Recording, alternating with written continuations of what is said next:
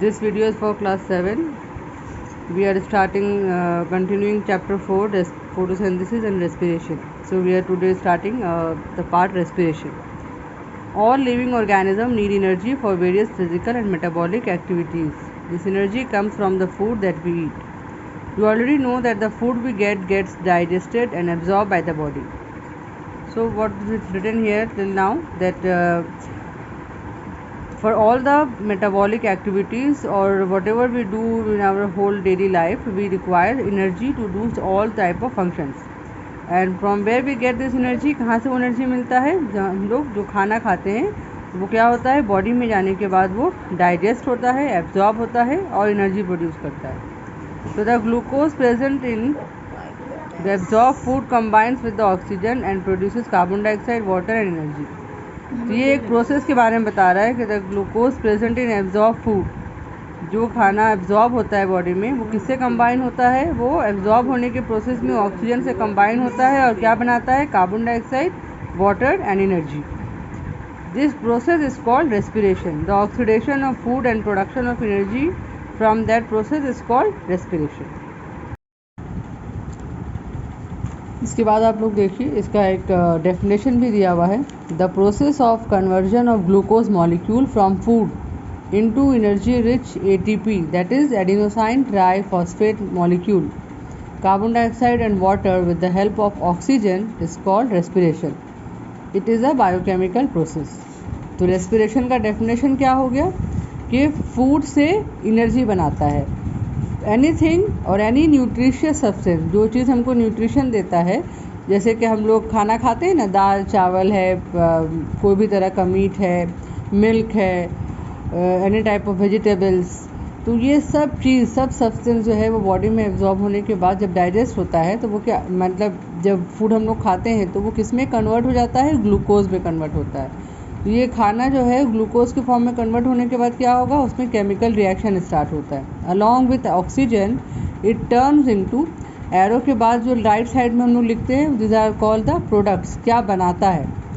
So the glucose along with oxygen turns into carbon dioxide, water and ATP. ATP means energy molecule, adenosine triphosphate. इसका full form बहुत important है. Definition फिर से पढ़ेंगे. The process of conversion of glucose molecule from food into energy rich ATP molecule. ये क्या बना रहा है? फूड से एनर्जी बना रहा है along with carbon dioxide and water. और कैसे बनाता है? With the help of oxygen, that is called respiration. तो ये क्या है? पूरा प्रोसेस कैसा है? ग्लूकोज जब ऑक्सीजन के साथ मिलके कार्बन डाइऑक्साइड, वाटर और एनर्जी बनाता है, तो इस पूरे प्रोसेस को हम लोग क्या नाम देते हैं? रेस्पिरेशन. अब यहाँ पे देखिए, in a broader sense the process of exchange of gases between an organism and its environment is called respiration. हम लोग क्या समझते हैं कि, और हम लोग इन्वायरमेंट से जो गैसेस एक्सचेंज करते हैं, जब इनहेल करते हैं अपने नॉस्ट्रल्स के थ्रू, हम लोग ऑक्सीजन गैस इनहेल करते हैं, कार्बन डाइऑक्साइड एक्सहेल करते हैं, तो उसको हम लोग रेस्पिरेशन बोलते हैं. मतलब लिटरल मीनिंग में क्या होता है वो? That is also called breathing. क्योंकि ब्रीदिंग के बाद क्या होता है? ऑक्सीजन बॉडी में एब्जॉर्ब हो गया, अब वो रेस्पिरेशन में हेल्प करता है. रेस्पिरेशन है क्या? The following word equation shows the process of respiration. उस रेस्पिरेशन में ब्रीदिंग के बाद का प्रोसेस आता है, that is the oxidation of glucose with the help of oxygen. Oxidation हो रहा मतलब ऑक्सीजन यहाँ पे काम कर रहा है और क्या बना रहा है? Carbon dioxide, water, energy. By breaking down of glucose molecule, breaking मतलब ग्लूकोज एक बड़ा मॉलिक्यूल है, वो टूट के स्मॉल मॉलिक्यूल्स में कन्वर्ट होता है. By breakdown of glucose molecule, energy released in the form of heat, but a large amount of it is converted into ATP. The ATP molecule release energy for all the cellular activities, hence they are called energy currency of the cell. बता रहा है ATP के बारे में. These are for ATP. ATP के बारे में क्या बता रहा है कि ये हम लोग के बॉडी को एनर्जी सप्लाई करता है. So it is also called the energy currency of the cell. ATP और the full form of ATP is adenosine triphosphate, that is energy currency of the cell. ये क्या होता है? ग्लूकोज से बनता है. कब बनता है? During the process of respiration. तो अगर आपका क्वेश्चन आता है कि what is the full form of ATP, आप यहाँ से लिखेंगे. क्वेश्चन आएगा which molecule is called the energy currency of cell, we will write ATP. And from where do we get ATP? By the oxidation of glucose or by the process of respiration. So these are the objectives which we will write in the class. Now we will proceed further. Types of respiration. ये क्या होता है कि oxygen के presence में और less amount of oxygen के presence में या एब्सेंस ऑफ ऑक्सीजन में ग्लूकोज किस तरह से टूटता है. That depends on that. Oxygen is an essential component for the process of respiration. मानी ये जो इक्वेशन है रेस्पिरेशन का, उसमें हम देख रहे हैं कि ग्लूकोज टूटा किसके मदद से? ऑक्सीजन की मदद से. So it is very essential, ज़रूरी है. Depending on the breakdown of glucose molecule, breakdown of food in the presence और absence of oxygen, respiration is of two type. Oxygen कभी प्रेजेंट नहीं भी हो सकता है, तो उस जगह में किस तरह से ग्लूकोज टूटेगा भी हम लोग पढ़ेंगे. That is called, on the basis of that is called aerobic and anaerobic respiration. Aerobic क्या होता है? A process by which the complete breakdown of glucose takes place in the presence of oxygen is called aerobic respiration, where it is a simple process of respiration where oxygen is present and glucose is completely turns into ATP, CO2 and water. तो इसको बोलते हैं हम लोग aerobic respiration, जहाँ पे oxygen present होता है. That is called presence of oxygen. In this process the CO2 and water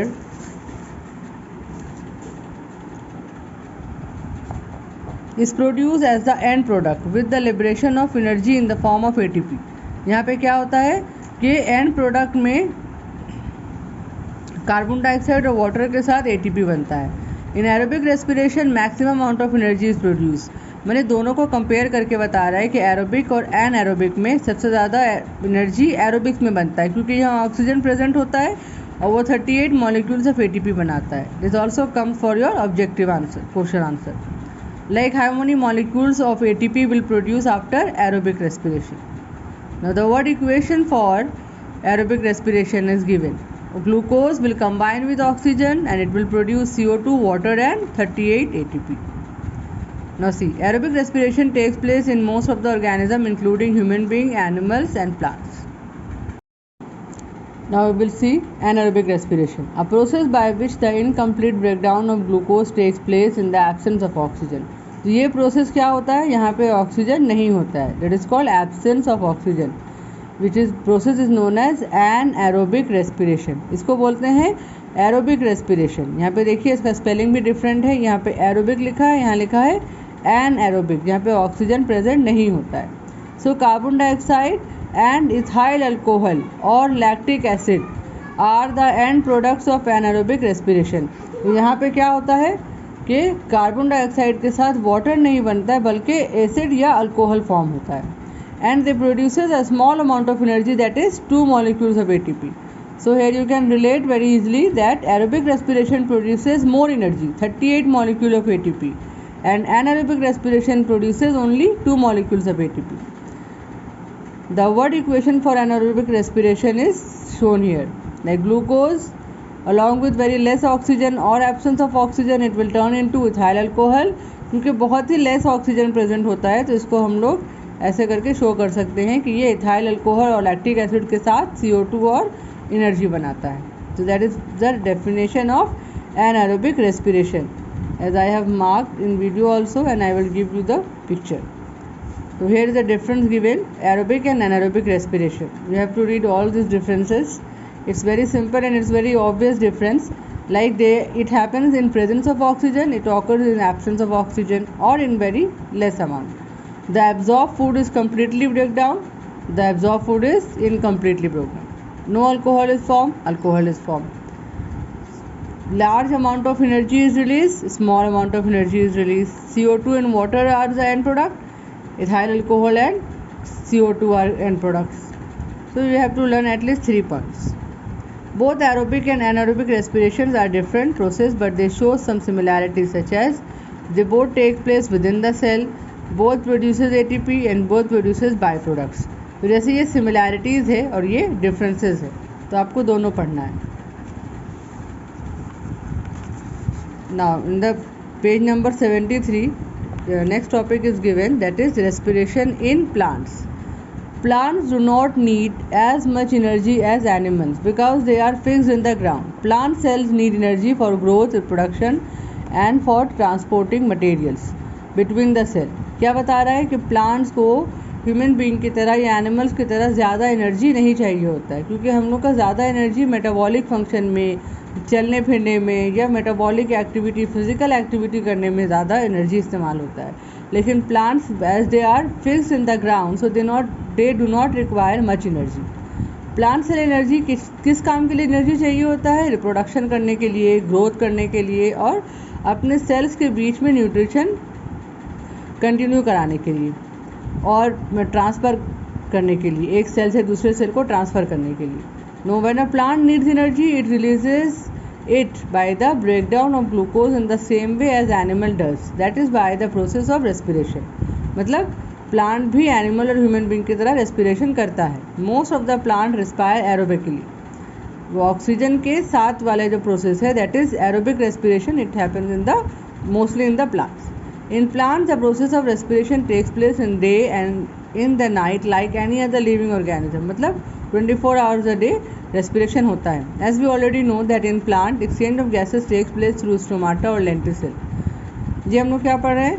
ये लेंटिसेल्स और स्टोमाटा, जैसे कि हम लोग पढ़े थे कि स्टोमाटा जो है वो लीव्स के ऊपर छोटे छोटे पोर्स को हम लोग स्टोमाटा बोलते हैं। और लेंटिसेल्स क्या होता है, इसका आपको हम डायग्राम भी बताए थे कि ये अगर प्लांट का स्टेम है, this are the root and this are the stem, तो some time we can see eye like और structure like the stem structure on the stems are present, these are called lenticels. They act as a stomata, means they help in the gaseous exchange. Stomata are the small pore present mostly on lower surface of the leaves and on the surface of the young green stem. They remain open during the day and remain closed at night. So this is the particular characteristics of the stomata, that they remain open in the day and close at the night. तो वो क्या होता है, leaf की जो lower surface में ये इस तरह का पोर्स होता है जो कि गैसियस एक्सचेंज में, यानी कार्बन डाइऑक्साइड लेने में और ऑक्सीजन देने में, ये गैसियस एक्सचेंज में हेल्प करता है। In trees woody stems are sheathed in layers of dead waxy कॉक which is impervious to oxygen and CO2. However the layer of कॉक is perforated by non waxy pores called lenticels. क्या बता रहा है, woody stem में क्या करता है, लेंटिसेल्स, मतलब ये हम लोग जो जिसको स्टेम बोलते हैं या बार्क बोलते हैं, स्टेम जो है या शूट बोलते हैं, शूट मतलब भी स्टेम होता है जो ब्राउन कलर का पेड़ पे दिखाई देता है। तो बता रहे हैं कि जो बहुत पुराना या एज हो जाता है पेड़ का, तो उस पेड़ के ऊपर इस तरह का लेयर्स बन जाता है जो कि पोर्स को बंद कर देता है, लेकिन उसके ऊपर ये लेंटिसेल्स होता है जो कि इसके स्टोमाटा की तरह काम करता है। ये लेंटिसेल्स क्या करता है, they are non waxy pores through which the gaseous exchange take place. ये लेंटिसेल्स कहाँ पर होता है, ये वुडी स्टेम्स में होता है, और वो क्या चीज़ में हेल्प कर रहा है, गैशियस एक्सचेंज में हेल्प कर रहा है। मतलब ये भी कार्बन डाइऑक्साइड रिसीव करने और ऑक्सीजन इन्वायरमेंट में वापस करने में हेल्प करता है। दे में look like scars on the bark of the tree. Scars मतलब जैसे चोट लग जाता है, निशान पड़ जाता है जख्म का, या छील जाता है ना, बॉडी वुंडेड हो जाता है स्किन, तो उसमें जैसे स्कार्स पड़ जाता है, जख्म का निशान, उसी तरह का लेंटिसेल शूट या स्टेम पे हमको दिखता है। वो क्या काम करता है, गैशियस एक्सचेंज में हेल्प करता है। They are present on many fruits and quite noticeably on apples and pears. Pears आप लोग देखे होंगे, नाशपाती के ऊपर बहुत अच्छे से स्कार्स दिखाई देता है। आपको ये ज़्यादा अच्छे से समझ में आएगा जब स्टोमाटा और लेंटिसेल्स का हम लोग डिफरेंस भी पढ़ेंगे। तो 2 differences are given here in your book and you have to read this.